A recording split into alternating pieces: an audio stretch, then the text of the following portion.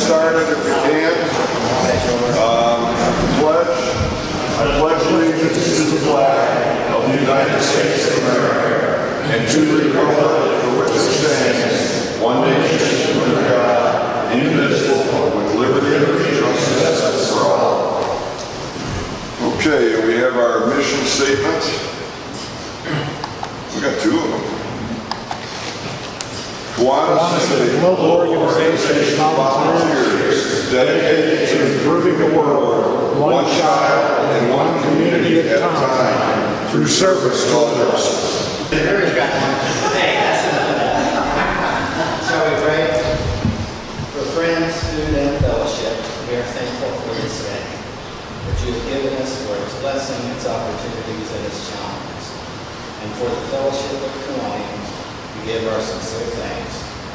Keep us mindful of the needs of others. Keep us always mindful of your calling in Kiwanis. Thank you, Larry. I did have you down for a greeter, but so whatever. That's great. I'm glad you were here. And speaking of invocators and greeters, I'm going to pass these out again because we need some signatures on here. We need some names. I don't have any on here, so Jack will sign first. Pass them around.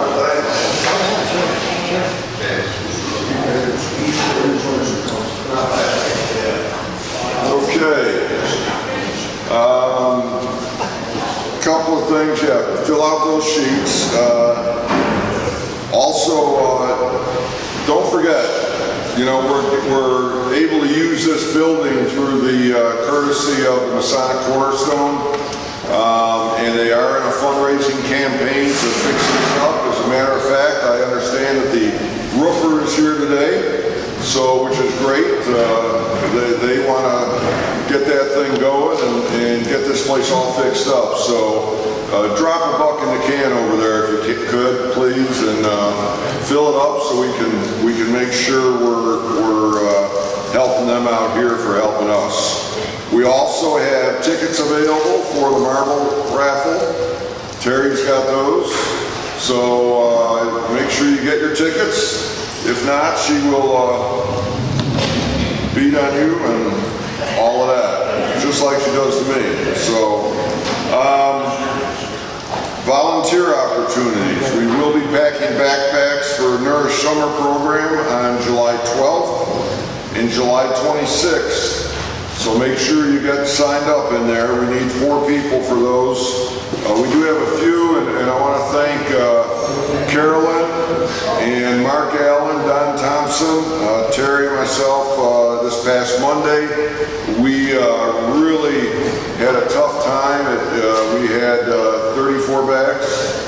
All we had was 34 bags. I guess I just don't understand why the families here don't take advantage of what the Youth Service Bureau is offering, but there was only 34 bags. As a matter of fact, I've got to take some when we finish here today over to the families that are going to pick them up. So I'm doing a little bit of that too. So thank you. We will be participating also in the Tri-Kappa Summer Lunch Program. That was in the paper this week. I know, it's Thursday, so I think it was this week. Them doing that, and so let's make sure we get people signed up for that. We've got 3 routes, so we need at least 6 people each day. The dates are July 20th and 27th. So make sure you just get signed up for those. Let's see, guests. We've got some guests here. Let's see. Chuck, you're not a guest. No, but I got 2 guests here. People I just found on the property and I invited Good. for lunch.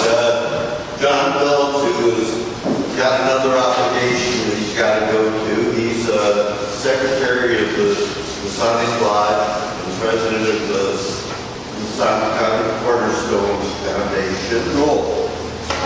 And my other guest is Judy Klein. She's the architect who who is in charge of all this redoing, etc. And she was here working with the roofer, and so she's here for lunch. In a couple, 3 weeks, she's going to lead the program and tell us all about what's going on here. Good, thank you. Thanks for being here. And we will get you both applications, okay? Judy has an opportunity to come to my house another week, and she may not get out without the application. So we'll make sure we get those applications to you, because we'd love to have you as part of our group also, especially since you're eating our food. Thank you. Any other guests? I've got a good friend that's here today that you may know as our former Lieutenant Governor, Taka Ogata. But we got to make an announcement. Taka is no longer a Lieutenant Governor, but he's Governor-elect, and he'll take over in October as Governor for the Indiana District. So, Taka, say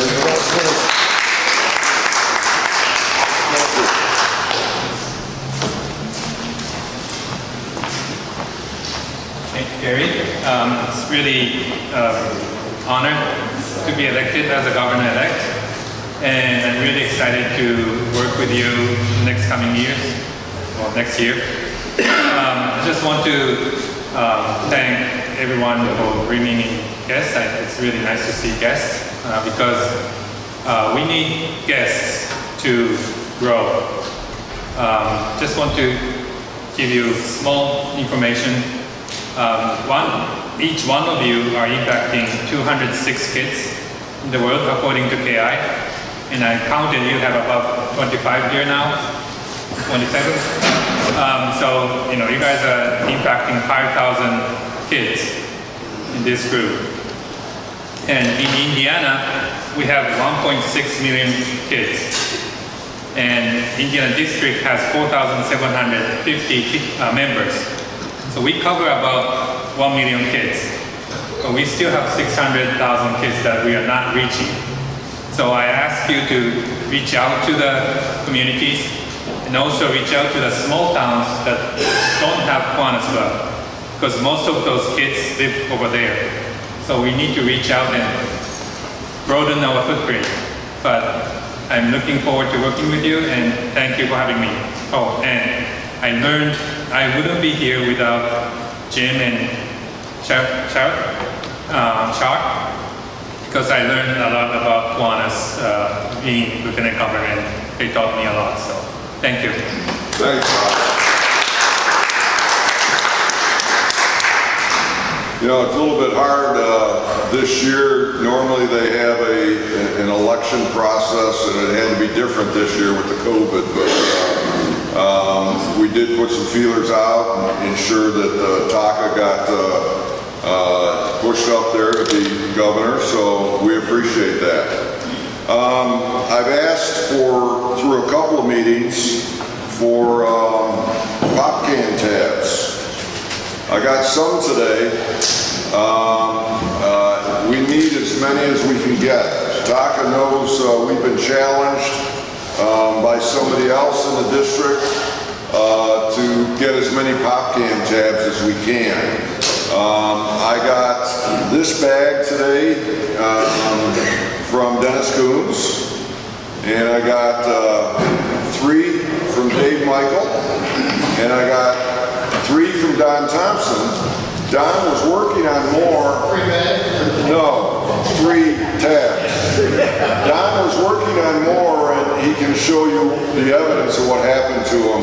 Don't let that happen to you while you're pulling off those tabs at the grocery store. We do need the tabs. Those are all going to go to the Riley Kids Committee. They're going to go to Ronald McDonald House. So get all that you can. Anybody know how many we've collected so far? 20-something thousand, isn't it? 20-some thousand. Anybody else? Terry can't vote because they're all over her dining room table getting measured. So far, we've collected 258,403 tabs. So we've done very, very well. I'm hoping by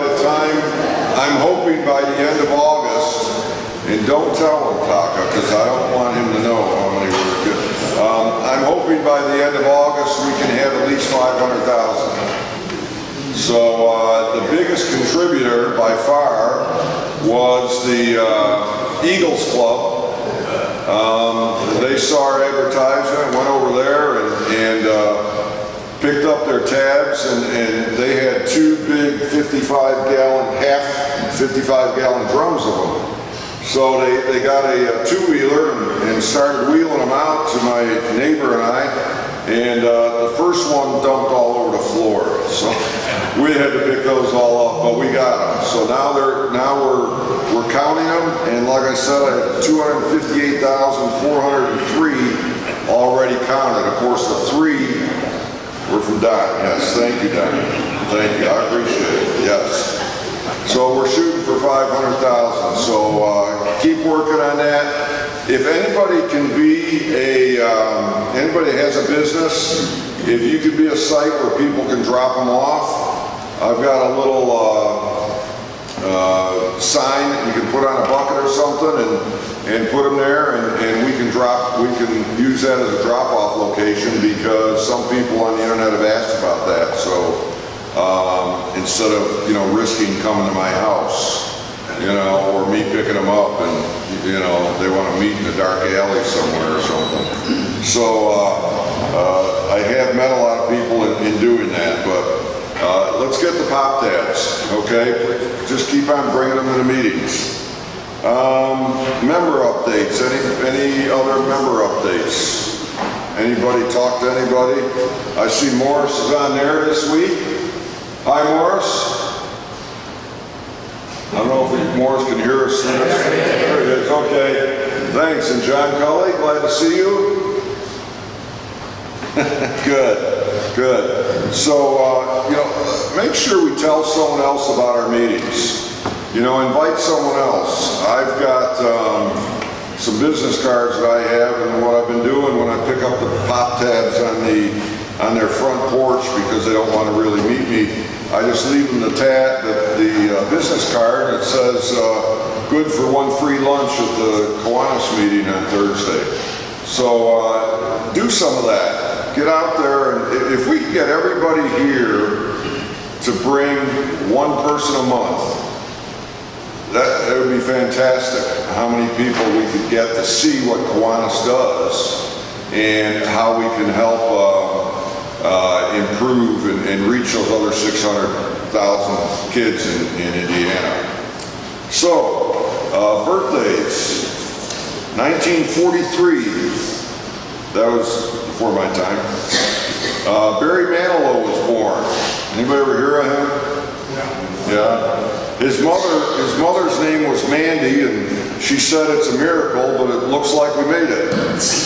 Her first words to him were, "I can't smile without you," and his first words were, "I write the song somewhere in the night at the Copacabana." So, I just put that together, I'm sorry. I try to be funny. Okay, 1980, Venus Williams was born. I had to put that in there for Bill Fell. He's not here, but the other tennis players. Kiwanian birthdays this week. We've got one. Our host, Chuck Summer, is having his birthday on June 22nd. Happy birthday, Chuck. Happy birthday. And June 17th, history. 1885, the Statue of Liberty arrived in New York City. 1947, the first worldwide passenger airline. Anybody know what the name was? Pan American? Pardon me? Pan Am? Pan Am. Yeah, Pan Am Airways. And for all you golfers, 1962, Jack Nicklaus won his first major title by 3 strokes in an 18-hole playoff. Who was he playing against? Bud? You all wasn't there. You weren't there, wasn't you? Okay. And Mac, did Mac leave already? Yeah. Okay, so he was playing against Arnold Palmer. And in 1994, who remembers what they were doing in 1994 on this day? Graduating high school. Graduating high school? Congratulations. I got there. Took a little bit longer, but I got there. Who else remembers what they were doing in 1994 on this day? Probably sitting there watching TV and watching this chase going on in LA. Oh, yeah. It was, they chased a Ford Bronco for 1.5 hours live on national TV with O.J. Simpson. Karen, that was a lot before your time. I'm sorry. I watched it on TV. You did? Yes. Oh, my goodness. Police officer. You watched the replay, right? She read about it. Yes. Yeah, you read about it. Okay. Read about it. Yeah, well, yeah. Good. Glad to hear that, bud. Things to do in Crawfordsville this weekend. Friday, June 18th, lunch on the plaza from 11:30 to 1. Lunch is by Barefoot Burger and music by Rick DeSutter. There's a Chamber of Commerce cookout tomorrow at Ben-Hur Health and Rehab. And of course, Saturday, June 19th is the Crawfordsville Farmers Market. And, that'll also be June 19th is a new national holiday, right? Juneteenth. So, I still got to figure out how that works to June 19th, but Juneteenth, so that'll be coming. June 20th. Okay, what's June 20th? Sunday. Father's Day. Happy Father's Day to all you fathers. That's great. Glad to hear that. National days. Today, did we get rid of all the green beans? Today was Eat All Your Veggies Day. And it's National Apple Strudel Day. We didn't have apple strudel. We gotta tell Linda to make sure she follows this stuff. This is for you, bud. It's recess at work day. So you could have been on recess and watching that. It's National Apple Strudel Day. And it's Stewart's Root Beer Day. And probably the most important, it's Global Garbage Man Day. So hug your garbage man today. Okay? Happy Bucks. Who's happy? Chuck, Karen. Me first? Yes. Who's excited for my weekly baseball update? Oh yeah, keep them up. Because we had a home run hitter last Thursday. Saw that. Congratulations. Chuck. I've got $5 and Sunday is also drawing day for the ATV. So today is your last chance to buy tickets. I've got some. And so come on out and buy a ticket and help us fix the building and take a ride in the woods. Well, we figured that out that Mark and I are going to share, right, Mark? Right. Yeah, okay. So one of us will win it and we'll share between the two of us. But others, buy tickets, please. You know. Who else is happy? Yes, Jim. Mountie Mission, all right. Dennis. I got my boat back on Tom's Marina, that ran fine down Lincoln Road, got to watch some eagles fly around. Cool, I saw the pictures of the Eagles. That's pretty cool. I'm just wondering, though, when is the invitation? As long as you're singing in your Santa suit, it's open. We may work on that, okay? I may take you up on that. Who else? Taka. Happy to see everybody here. Great, Taka, thank you. And I'll throw in some for for the great group that we have. And I gotta talk about another group, or part of this group, that's been working so hard during all our meetings since we've been back together, and even before. You know, it's kind of difficult when you're one-handed, but Jerry and Mark Allen, the AV committee, set up the speakers, all the audio visual for Zoom and for the other camera, so we can get all these videos online on YouTube. So I really appreciate all of that. We may probably within the next couple of weeks stop with the Zoom, only because we're able to get them on record. We can record them on the other things and then get them on the YouTube. And it's just a little bit difficult when we're working with both of these operations at the same time. So thanks, Jerry and Mark, everybody else helping with this. It really keeps us going. Anybody else for Happy Bucks? Okay, we do have a speaker today, and Mr. Thompson is going to explain how he hurt that finger, and then introduce our speaker today. So, Don? Certainly. Just don't be rude to people, and this won't happen to you. Yeah, Jerry. Happened to Jerry too. He was ruder than I was, obviously.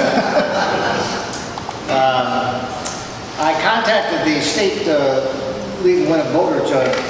Gary mentioned Barry Manilow, and I contacted the State League and asked for Tom Jones, and they said all they had was Ken Jones. So I don't know if he's going to sing or not.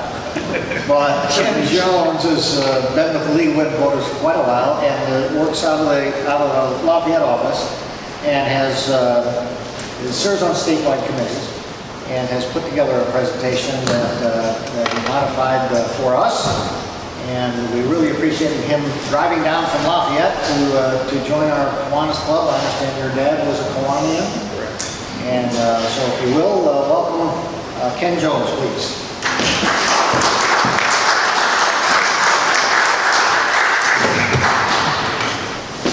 So thanks, really excited to be here. It's one of my first outings. I've had a couple of business outings, but you know, it's kind of different to actually, I'm not wearing shorts.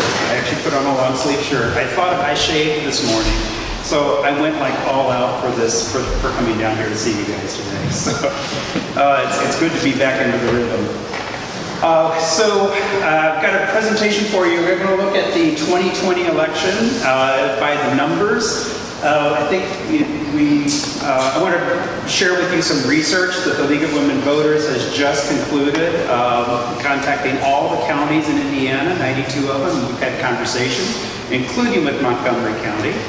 To get going, though, I wanted to, you can back up, I think, one slide. Is there one slide? Yeah, here we go, sorry. So I wanted to give a little bit of an introduction to the League of Women Voters, which, by the way, you call the League of Voters and League of Women Voters and you get a dude who shows up, right? You're like, what is this? This is how they explain it in high school. When you give a high school presentation, it's like, who's the dude with the league?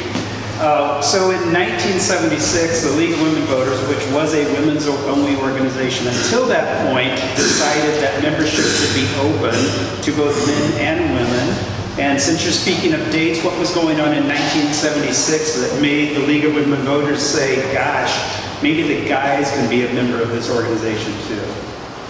There was an amendment to the Constitution being considered, and it was the, which amendment? The Equal Rights Amendment, which the League was very much in favor of. It's a little bit a problem if you're advocating for equal rights among the sexes when your organization is single sex. So they kind of had to fix that. So they opened it to guys. Actually, 16 and above, you can join the League, no problem.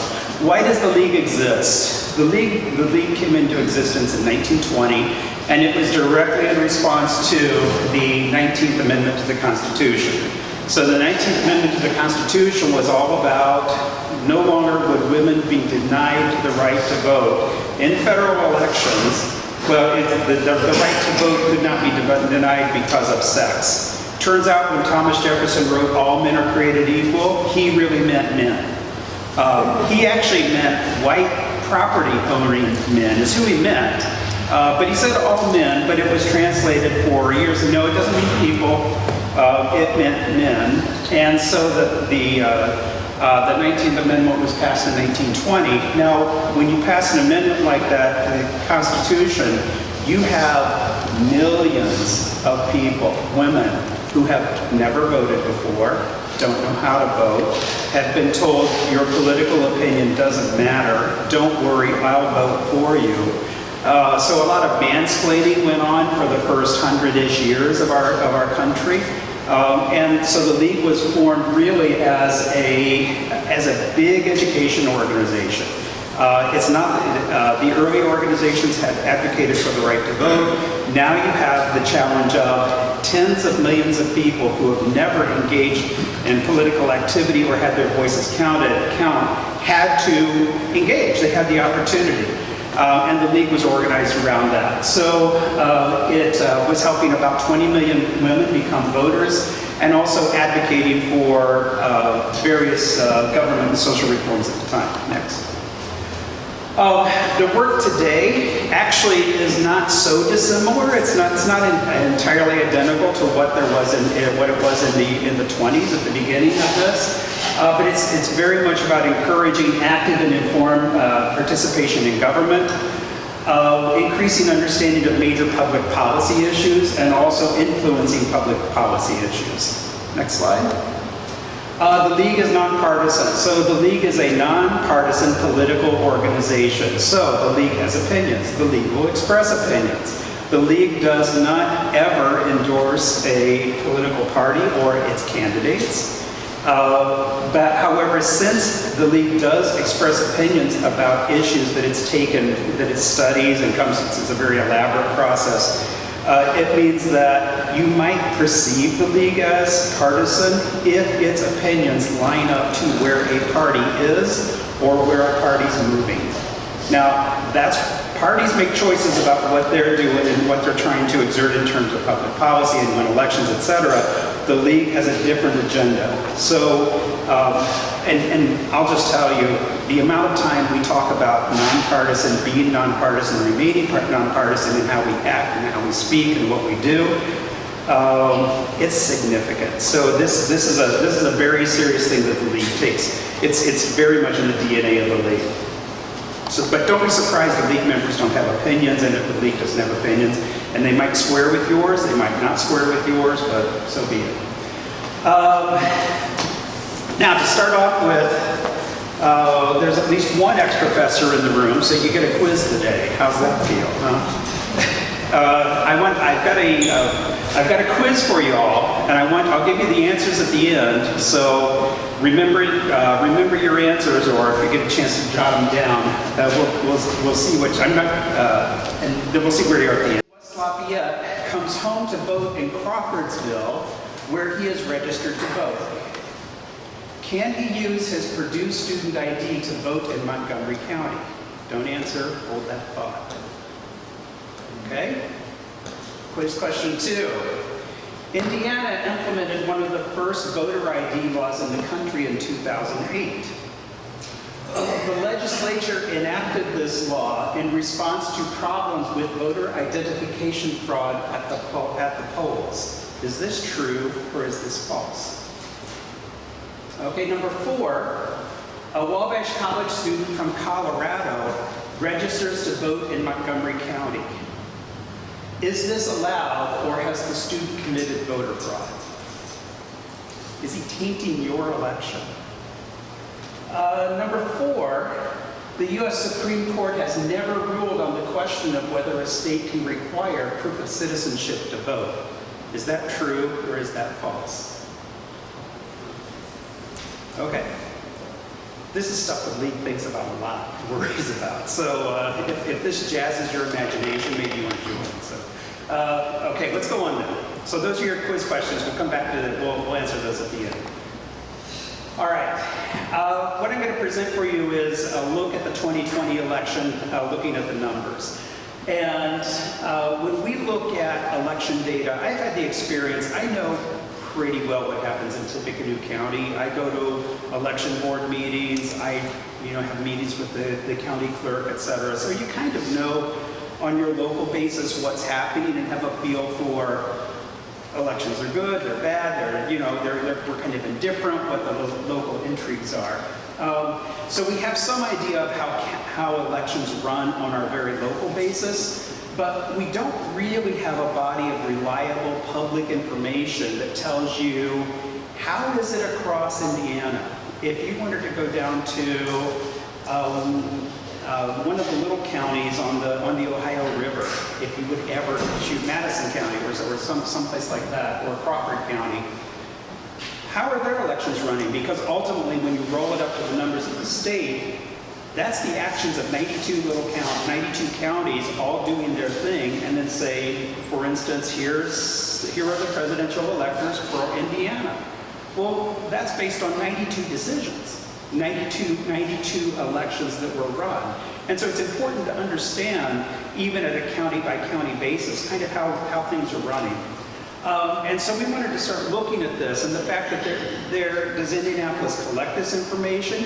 Yes, to some extent. Do they make it available? No, not to a great extent, unless you ask for it. And that includes, they don't even make it all that available to the legislators who are legislating our election laws and making decisions without data. So, now I'm saying the data's there, it's not necessarily well packaged, not all of it's there, and therefore gathering this, assembling it, and talking about it and publishing it, we think is a service to citizens of Indiana and helps us become a more informed electorate and better participants in our democracy. So the questions we wanted to look at are things like, how do elections in their county compare to other Indiana counties? How does a Montgomery County election compare to Delaware County or to Tippecanoe? Just say, or surrounding us, how do we compare to the counties that immediately are adjacent to Montgomery County? Are we normal? What's normal?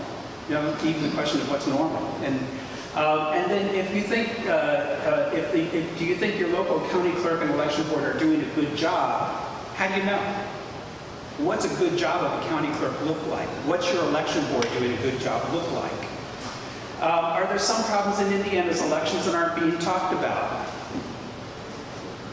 I don't know. Well, actually I do know. I have an opinion on that. Are there problems that are being discussed in Indiana's elections real? So we've just come out of a legislative session. There was legislation being proposed, a little bit of it passed in the House and the Senate, and they were dealing with election law and changes to election law. And so the question is what the legislature talking about, are they addressing a real problem or are they addressing some other problem? And then lastly, are some problems systemic and common, and if so, what are they?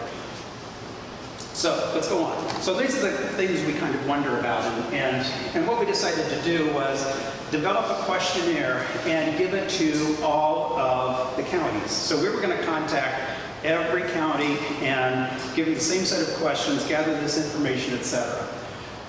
We did discover a source of information that the Indiana Election Board, that's in the Secretary of State's office, collects a nice set of reports from every Indiana. It's called a CEB-9. So if you want to impress your county clerk, just go in sometime. And is anyone here the county clerk? I should ask first. So no. You could stand up and tell us what it is. No, the county clerk, and just say, hey, I'd like to see a copy of our CEB-9, and they're like, oh my goodness, how did they know about this? Well, it's a public document, you get to see. Any case, those are actually quite revealing about every county. They're required by law to be submitted within 10 days of an election. And then we submitted this, we augmented this with other data sources, et cetera. And I've also done direct follow-up with, I've talked to about 40 county clerks across Indiana. Next slide. Some of the questions that we were asking, and no time to read all of this, but it's things like, how many registered voters do you have? How many voted? How many voted by mail, absentee? How many voted in person early before election? How many voted on election day? How many absentee ballots did you not count because they arrived late? How many absentee ballots did you reject because of other reasons, like it wasn't signed? What did your election cost? That's you ever think about elections cost money? It's like, well, they do. Does Montgomery's election cost more than Tippy's? Actually, I'll tell you that. I have that data. So lots of data, and I won't go on for the next two slides. You don't need to see all the questions. And what responses we got. So it is still a bit of a work in process. We have data, pretty full data sets for 88 of 92 counties. Many responded the same day we sent the questions. A few were a bit reticent, one in particular. So 4 counties have not responded or partially responded. Those are Blackford, Brown, Orange, and Park. Park, I know, is adjacent. Park had a little bit of a meltdown with their county clerk. I think she left. Park County sounds pretty much like a meltdown to me, but not casting aspersions or anything, but just getting data once a county clerk leaves and no one really knows what's going on is a little bit troublesome, a little bit challenging. So if anyone lives in Park, you should care about how your next election is going to run. I'm sure they'll I hope they'll figure it out. Okay, let's go on. By the way, just to share a bit of a war story, Vigo County, so that's Terre Haute, actually decided that they weren't going to answer our questions. Now, that's a violation of Indiana's public access law. So, and this is public data. You're entitled to it, I'm entitled to it, etc. And fortunately, Indiana public access also gives you a public access counselor in Indianapolis who is very helpful at convincing local officials that they really need to comply with the law. So, good for Indiana for having these laws, good for Indiana for having a public access counselor, because we're all talking about data that is ours. Doesn't belong to these elected officials. All right, so what happened in 2020? First of all, we had about 4.7 million registered voters in Indiana. Our turnout statewide was 65%, so we had about 3 million and some change who actually voted. We had 44% voted in person on election day. This is across the state, of course, so 1,000,003 voted on election day. 1,002,000 voted on election day, 1,003,000 voted before election day, and 17% for all the talk about absentee voting and blah, blah, blah, consisted of about 17% of the votes, so about 500,000 absentee mail-in votes were cast this year. Okay, so now already you can see, when do people vote? They vote before election day. But by election day, in many counties, the races are pretty determined. So if you want to run a Get Out the Vote campaign, if you want to run educational campaigns, if you want to hold public debates, if you want to register vote, well, registry voters has its own thing. But if you're going to do things to educate an electorate, either for just, hey, it's study the issues and go out and vote, that's what the league would do. Then that says that's a September and an October activity. That's not a late October, November activity. By late October, a lot of people have voted, they've moved on. Okay, so that's telling you who your behavior is. Go on. Now, troubling to an organization like mine, and especially I think to all of us, is that 1,006,000 decided not to vote. We had 1,006,000 Hoosiers who decided that, no, this election doesn't affect me, I don't really care, I don't know why people decide to vote, you hear various things, but in terms of what we need to do, that's an ongoing discussion, but it's a bit shocking in my book that 30-ish% or so of the electorate decides that it's too much trouble, too much worry, too much whatever. Okay, let's go on. Now, so where are these non-voters? So first of all, the non-voters in 10 counties, so 52% of the non-voters are actually in these 10 counties. So if we're doing Get Out the Vote, voter education outreach, etc., it's not that you have to go, if you want bang for your buck, You can go put it to where these top 10 counties, and they're listed alphabetically. I think what I noticed, no. Okay, so Tippecanoe has a lot of non-voters. There's a question in the college towns, at least in Tippecanoe, they're sort of like, yeah, but how many of these are Purdue students who don't live here anymore? Well, that might be true, but I don't see Marion in the same, I don't see Monroe County in the same list. And to say that IU and Purdue are that radically different is an interesting, question. For counties that were below the statewide turnout average, so where did the average was about 65% statewide, and those counties that fell below 65% turnout, you can see are on the right. So we have, you can be, it's like, yay, Montgomery's not on either list. Good for us, right? Actually, good for you, it's true. So you can see that. Some voting patterns. So first of all, 17% was by mail, 44% was early, and so the by mail plus the early are all votes cast before Election Day. Almost no mail-in is going to be cast on Election Day, and then, well, if it gets mailed in, it'll come too late, et cetera. And then you have about 1.2 million or 39% that are caught on Election Day. So those are the big takeaways from that. Go on. Okay. For all the talk about mail-in voting, it works. It works, and it's secure. That's the one thing that talking to county clerks that we can start. Indiana's approach to mail-in voting is pretty conservative. It's not. You can't even, a county clerk can't just mail out absentee ballot applications. That possibility doesn't even exist in Indiana. But we did look at how often did a county challenge a voter's right to vote by mail. It doesn't happen very often. We found 56 examples of a county challenging. So you can fill out a form and a county can formally challenge and say, I don't think you qualify to vote by mail this year. Now they have to do that on very specific grounds. We found only 56 challenges out of 700,000 applications. And they were in those counties, Clarks, Jennings, Monroe, et cetera. Most of it, we analyzed some of that data. Most of the challenges come on signature mismatch, and they freely show you the forms. If you or I doing the same job would say, yeah, that doesn't match that, and that's a weird thing. We should question it. St. Joseph County, so that's South Bend, Notre Dame, they actually had voters who wrote in as the reason that they were going to vote absentee, they said COVID. Well, COVID's not an excuse to vote absentee.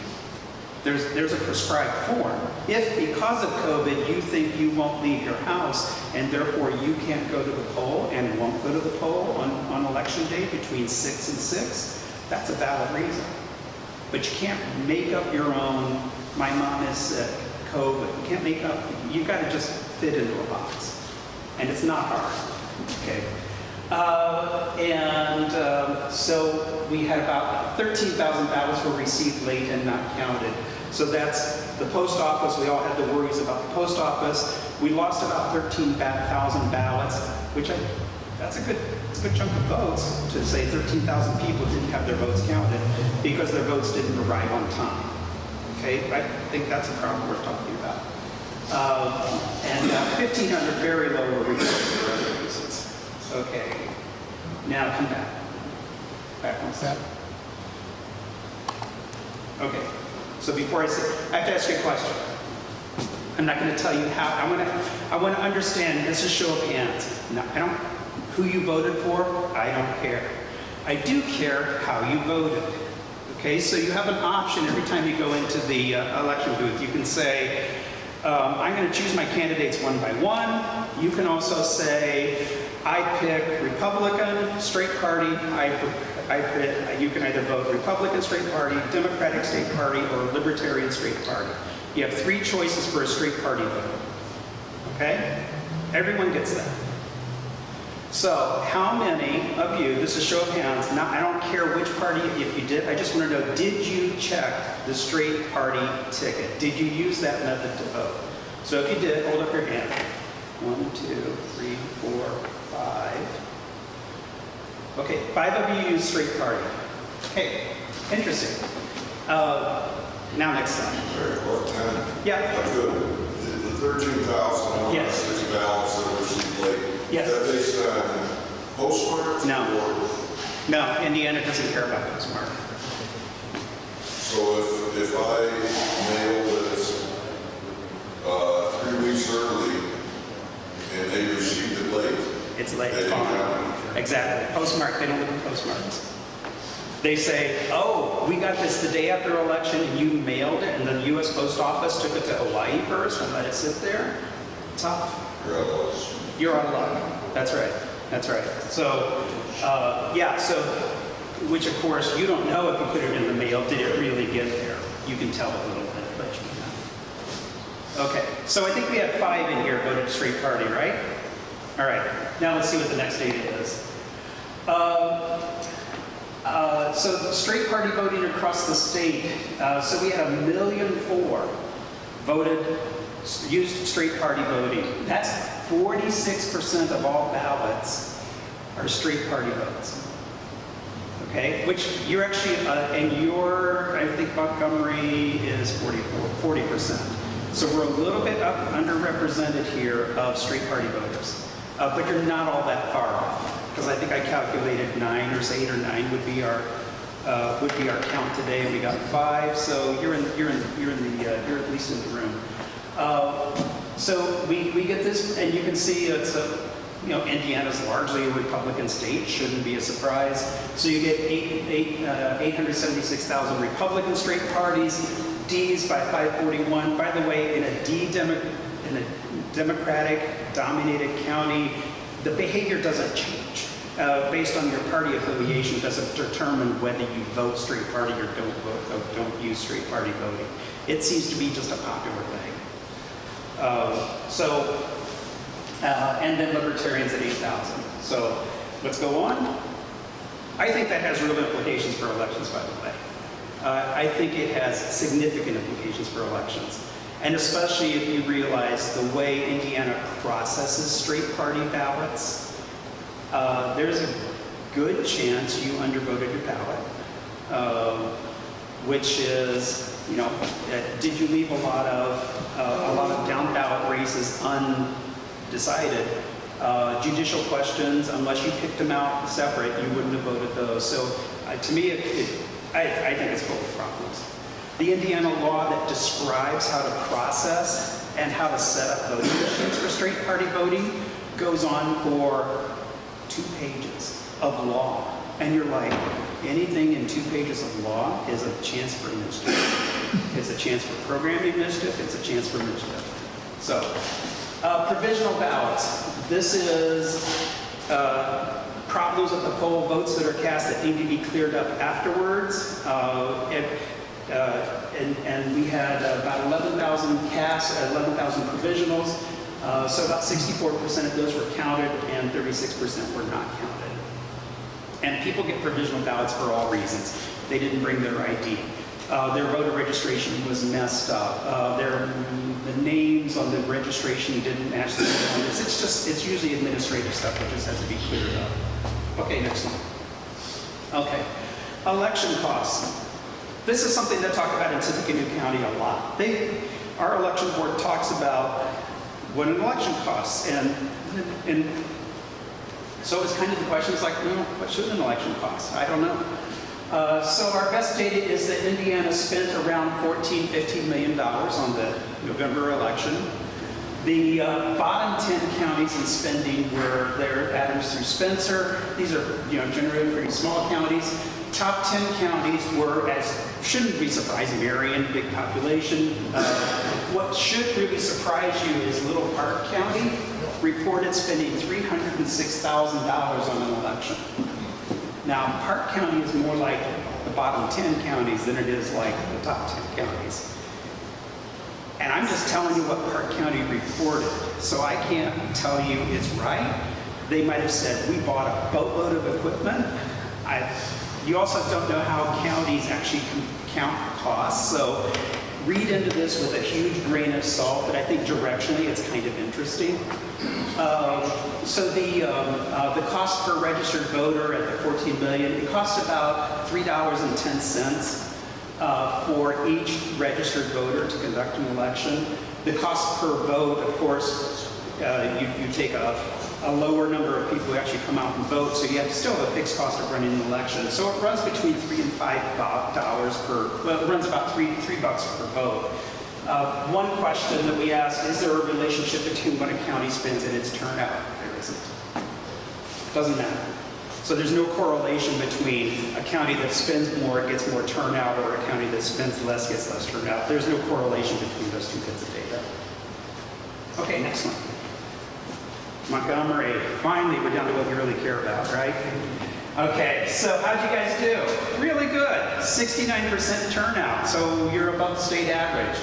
You had 17,000 of 25,000 voters. You had 3,424 on election day, 2,458 by mail, and 11 early in person. So you again, let's see, 14,000 of your votes were cast before election day. Again, the race is pretty much over by election day. Not that you know the results, but it's pretty much over.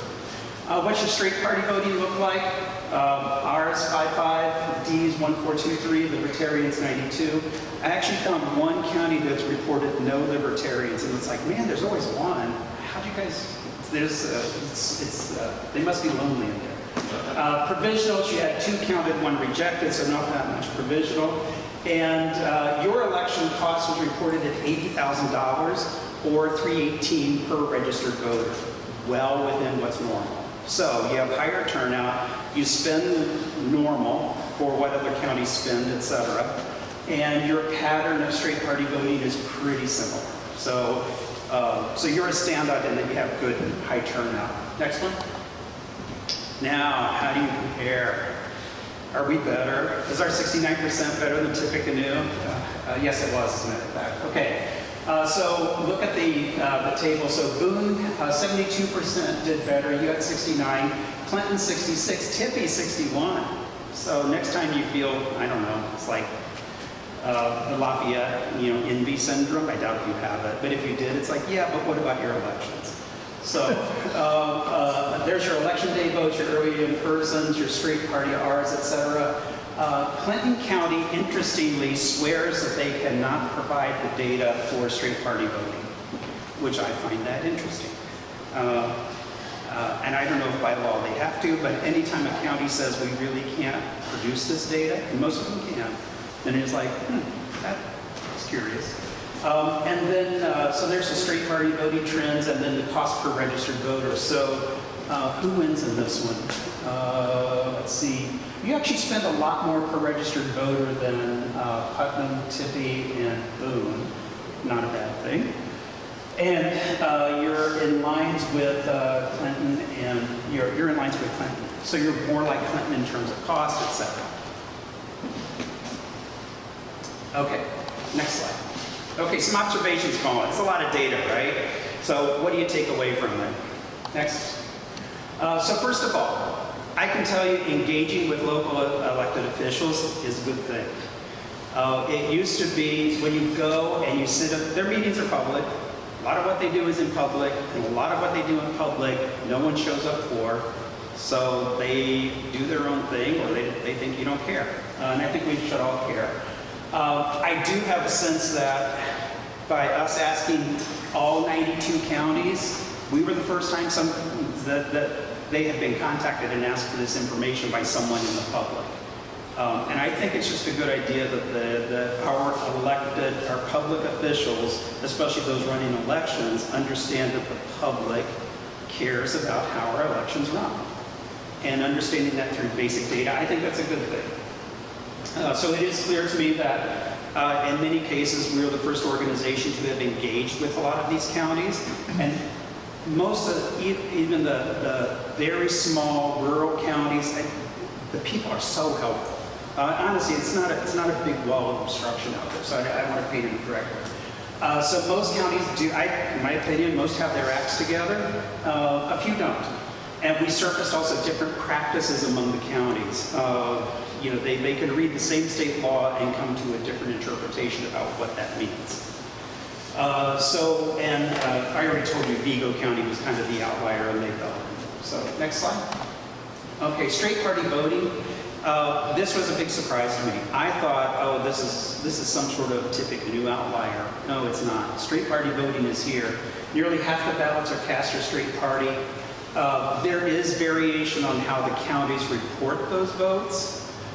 So Hamilton counties, north of Indianapolis, says once a candidate is voted from another party, they no longer count it as a straight party vote. So if you go R and then choose a D candidate or an L candidate, they no longer count it as a straight party vote. Tippecanoe County and another one, Madison, I think, swear, oh, no. Once checked, it's always straight party no matter how they vote, how they down vote the ballot. So even looking at those statistics, you can say, so what are the counties really doing? How are their machines really programmed? Well, that's a good question. And so there's difference in practice, and you have to watch for this. I don't know that the counties know that there's a difference in practice. I'm not saying they're doing anything wrong or malicious. I'm just saying when you read data, it may not mean the same thing compared county to county, and I think that's also kind of an issue. Okay, next one. Mail-in voting. No evidence that counties are suppressing mail-in voting with strict interpretation of absentee voting criteria. However, there's always a however to this. So the form that they use to question a voter's right to vote absentee is rare. That's where I indicated there were 56 of these forms. Just because the form isn't there doesn't mean that some sort of subtle kind of questioning doesn't go on. I think it probably does. You don't pick up, though, that this is a big problem. And many counties maintain they cannot report number of mail-in votes that arrived late or were rejected because Indiana law does not require it. Now, I think that's a problem. Because, again, if they say, well, if it arrives late, we don't have to keep track of it because it arrived late. It's like, well, so what if you have it's true, you can't count them, but shouldn't you understand how many of your votes you're throwing out because the post office screws up? Because voters don't understand how to sign an envelope? I think you should understand that. I think voters should understand that. I think the public should understand that, because throwing away 13,000 votes is not kind of okay. I mean, it happens. There's going to be votes that don't get counted, but I think it's a bad practice to say because state law doesn't require it, we don't do it, because many of them do. Many of them actually care about this, even though state law doesn't tell them to care about it. So late receipt is the most common cause for a problem. The legislature just passed a law that said if your ballot arrives by 6 p.m. on election day, they'll count it. Now that's when the polls close, right? Well, in November, if your ballot didn't arrive by noon on election day, they didn't count it. Why? Who knows? But that's what the law was. So the legislature just expanded the window by about 6 hours. That's good. At least it matches to in-person voting hours. That's good. That's progress. Okay, next one.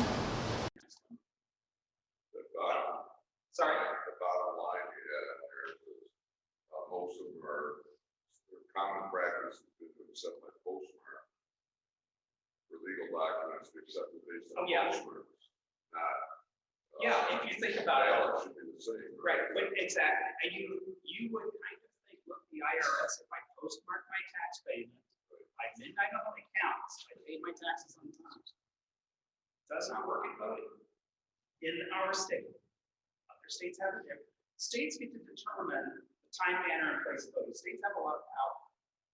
And we have a lot of power to decide in Indiana how things go. So I think being aware of this is pretty important. So things that you might think common sense don't always apply. Okay, next one, please. The average spend on an election is about $311 for a registered voter, and I think that's what the counties have to prepare for the number who are registered, not who they think is going to show up. So if you look at it, the county spending between $1 and $7 is in. So the few outliers suggest questions of these. So again, Park is spending with that metric $29 a registered voter. Okay, maybe they made a mistake and it's 30,000 and not 300,000. But in a form they filled out and sent to the Indiana Election Division, it says 300,000. So again, if anyone's in Park County, I'd be asking my Park County commissioners, tell me what we spend for elections and tell me why that's the highest in the state. Okay. And so there's some others. I think it's questions that citizens should be asking and saying, I don't think, personally, what should a vote cost? Whew, that's a bad question, because I was like, well, if we spend on some primary elections where turnout's really low, you might see $20 a vote. And that's just because no one shows up. But you spend all the infrastructure to put up a voting infrastructure. Okay. Okay, back. Okay, remember I'm going to close, open to questions, but we're going to do your quiz questions first. Remember what you answered? Got to be honest. Okay, so the first question is, the Purdue student living in West Lafayette comes home to Crawfordsville. Can he use his Purdue student ID to vote in Montgomery County? How many said yes?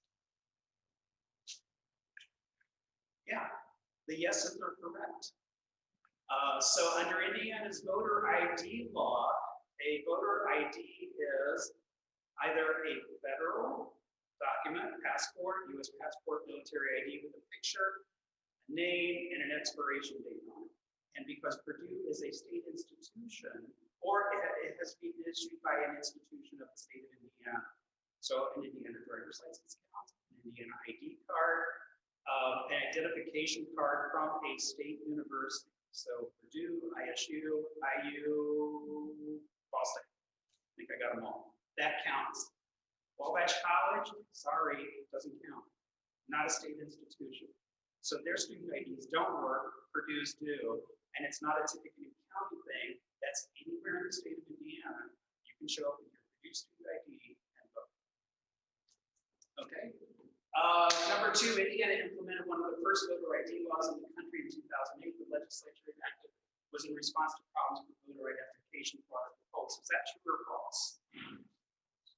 False. Did you all get false? Okay. Yeah, so Indiana was one of the first ones to implement a pretty aggressive voter ID, and the Supreme Court allowed it. So it was passed in 2005, challenged until it made it to the Supreme Court in 2008, and they allowed it to go into effect even though there were no cases of voter identification fraud to be identified. So in court proceedings, there was never a case of someone trying to vote with where a voter identification would have shown a problem. Your Wabash College student from Colorado registers here in Montgomery County. Is that voter fraud? No. Didn't say it was. No. Students get to decide. They can keep their registration at home, or they can move it to where they go to school. If they fail to cancel their Colorado registration and keep and vote here in Montgomery County, do they commit voter fraud? So I'm registered in Colorado and I registered here. Not unless you try to go to Colorado too. Correct. You can't vote twice. It's not a crime to be registered in multiple states. Okay, so be careful of that. So when they talk about, oh, we're going to compare who's registered in one state and another state, it's like, that's not uncommon. And it's also not illegal. So don't jump to wild conclusions because you see people, the same people, registered in two states. Yes. Can all these students opt to vote wherever they want to go, or can a truck driver? Truck drivers, I don't, military people. But how do you know who's a student? Oh, that I don't know. It's kind of a question. How do you Show know? up your Wabash and paper and stuff. Let me think. Yeah. We have to show residence. They can ask to show residence. It's really not, that's not. Your ID to vote doesn't have to have any address on it or whatever. They're identifying who you are. Does the person match whose name I have in the record? The record of where you live is based on the documentation. I was talking to my wife about this. It's entirely possible in Indiana that you can register to vote and never be able to legally cast a vote. So what it takes to register is not the same identification as what it takes to vote. So that's weird. You could actually legally register, maintain a voter registration here, and not have the appropriate credentials to vote. Because all you have to do is maintain your Colorado driver's license, which is not accepted for voting, and you can get that. Okay, last one. So the U.S. Supreme Court has never ruled on the question of whether a state can require proof of citizenship. What'd you think? This is really obscure, so. The answer is false. The Supreme Court has already ruled twice that states cannot require proof of citizenship in order to register to vote. One time in Arizona, one time in Kansas. More recently in Kansas. And of course, the question, does that seem weird to you? Does that seem like wrong? Okay, now, when you think, so you have to be requirements to vote in Indiana, whatever, you got to be 18, you got to be a citizen of the United States. That's it. Okay, so if you meet those criteria, then you can register to vote. In Indiana, any state has any other criteria. So what some states have tried to do, Arizona's tried it, Indiana suggested trying it. So there was legislation this year in the legislature where a senator wrote this into a bill, and you're reading it, somebody who's watching legislation, it's like, okay, I can understand how politically you think this is helpful. It's already been ruled twice that it's unconstitutional. All you're going to do is waste time and money of the state fighting, trying to put something into public policy which is deemed as unconstitutional. What are you really trying to do? What's the game we're really playing here? So now, if the Congress wanted to pass legislation that said that, they probably could. The Congress hasn't done that.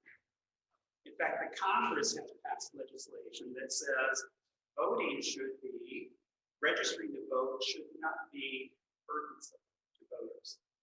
And so using what Congress has already said about registering to vote, and also the fact that there is, like Indiana's voter ID law, almost no evidence of non-citizens attempting to register to vote, that's a burdensome law that is intended to put obstacles in front of people voting, and therefore it's unconstitutional.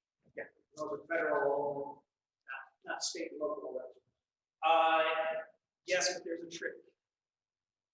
Because the Supreme Court has also ruled that the states must accept the federal voter registration form, and the federal voter registration form does not have those requirements for proof of citizenship.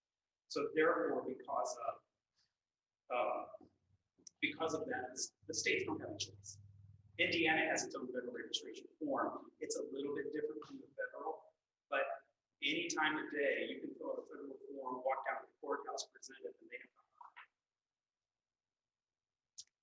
Okay, that, I think my quiz is it. So I'm sure I'm working with numbers. Do you have time for any questions or not? Yeah, we're gonna adjourn the meeting, and then if you have questions, you know I do, but I got to go somewhere anyhow. Ken, thank you very, very much. Appreciate it.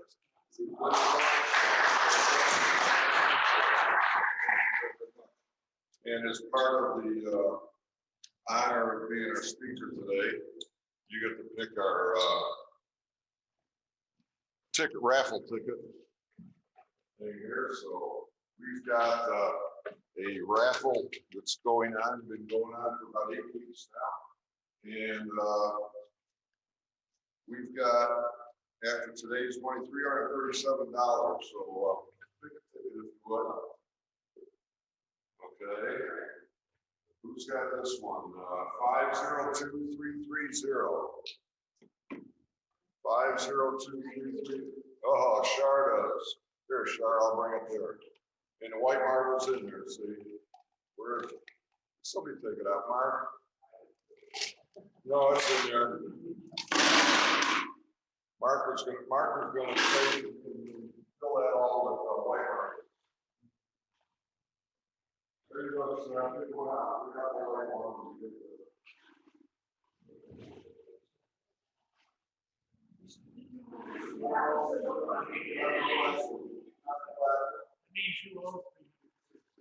Yeah.